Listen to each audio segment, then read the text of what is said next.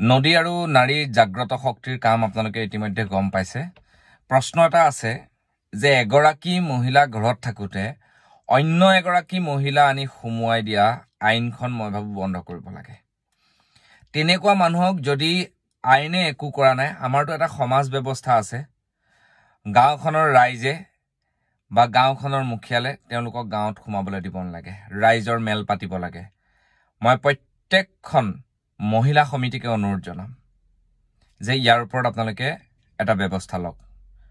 কাৰণ আৰু আমি ইমানো মূৰ্খ নহয়, নদী আৰু নাৰী জাগ্ৰত শক্তিৰ সদস্যসকল ইমানো মূৰ্খ নহয় যে কাৰোবাৰ কোনোবা সংসাৰত মন নিমিলিব পাৰে, কোনোবাই ডিভোৰ্চ বিচাৰি ধুনীয়াকৈ ডিভোৰ্চ ল'ব পাৰে, সেইটো আইনী প্ৰক্ৰিয়াৰে কৰি তাৰপিছত আকৌ বিবাহ পাশত আবদ্ধ হৈছে কোনোবা, তাত নদী আৰু নাৰী জাগ্ৰত শক্তিয়ে একো নকৰে।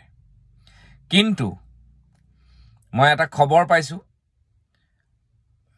শিৱসাগৰ ফালে, সেইটো ছাইডত আৰু, যে 50 বছৰীয়া এজন মানুহে এগৰাকী মহিলাক, 50 বছৰ বেছি হৈছে মানুহগৰাকীৰ 45 বছৰ, মানুহজনৰ ৰিটায়াৰ্ড হ'বলৈ বেছি দিন নাই। তেওঁ নিজৰ ছোৱালীৰ বয়সৰ এগৰাকী, মানে ছোৱালীৰ লগৰ ছোৱালীক মানে প্ৰেম কৰি নিজৰ ঘৈণীয়েকক ভয় ভাবুকি ভিত্তি প্ৰদৰ্শন কৰিছে। কৈছে বেছি উৎপাত কৰিবি তোক এনেকুৱা কৰিম তেনেকুৱা কৰিম।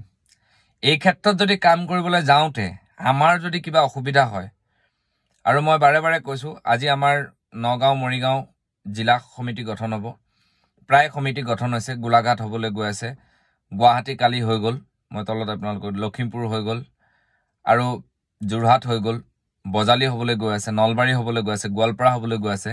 আমাৰ কাম হৈছে সাহসী মহিলাসকলক লৈ অন্য কিছুমান মহিলাক সহায় কৰা আৰু বেয়া মহিলাসকলক উত্তম মাধ্যম কেনেকৈ কি কৰিব পাৰি, আৰু পুৰুষসকল, নিৰ্যাতিত পুৰুষসকলকো আমি কেনেকৈ বিপদমুক্ত কৰিব পাৰি তাৰ কাৰণে ব্যৱস্থা কৰিছোঁ। আপোনালোকে নদী আৰু নাৰীৰ জাগ্ৰত শক্তিৰ সৈতে সংযোগ হ'বৰ কাৰণে, কি জানিবৰ কাৰণে আপুনি মোৰ ভিডিঅ'বিলাক চাওক। আৰু আমাৰ হোৱাটছআপ নাম্বাৰটো দি দিছোঁ 8638290117। এই নাম্বাৰত আপোনালোকে জিলাৰ নাম আৰু আপুনি ক'ৰ পৰা গৈছে, আপুনি কোন জিলাৰ সমিতিৰ লগত আপুনি এড হ'ব বিচাৰে, এনেইতো কেতিয়াও নাপায়। আমাৰ গ্ৰুপৰ সদস্য হ'ব লাগিব। আমি কাৰ্ড পঠিয়াম অলপ দিনৰ পিছত যে কিমান সদস্য আছে।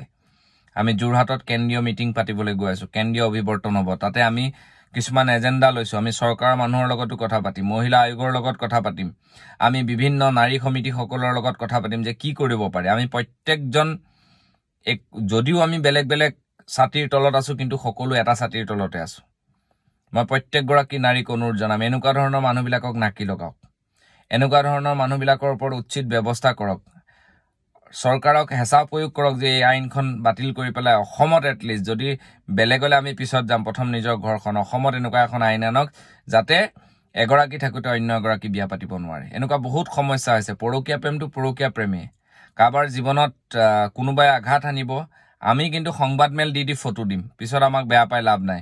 আমাৰ ওপৰত মানহানি কেছ দিও লাভ নাই, আমাৰ এডভকেট আছে অলৰেডি, তেওঁলোকে খেলিব। কোনোবাই, কালি এজন মানুহে কৈছে, এগৰাকী মানুহে আহি যে তেওঁ টকা বহুত আছে, তেওঁ বহুত পাৱাৰফুল মানুহ, বহুত মানুহৰ লগত ভাল।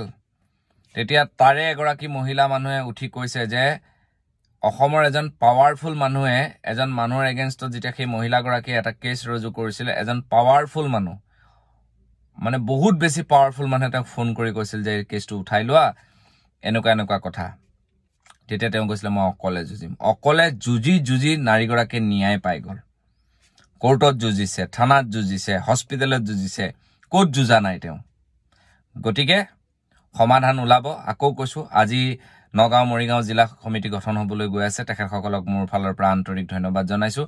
আৰু কালি গুৱাহাটী যি নতুন আমাৰ সমিতি গঠন হ'ল, তেওঁলোককো আমি ধন্যবাদ জনাইছোঁ। আমি কেইগৰাকীমান আমি কেন্দ্ৰীয় সমিতিত অন্তৰ্ভুক্ত কৰিছোঁ। গতিকে এই যাত্ৰা অব্যাহত থাকিব, আমি ভাল কাম কৰিবলৈ লৈছোঁ।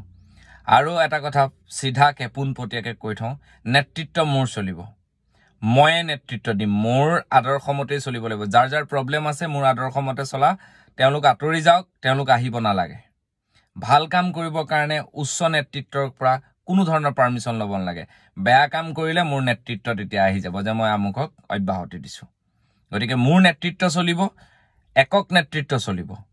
তাৰপিছত আপোনালোকে কাম কৰি থাকিব, মই আপোনালোকক নেদেখাওঁ যে কি হয় কি নহয়।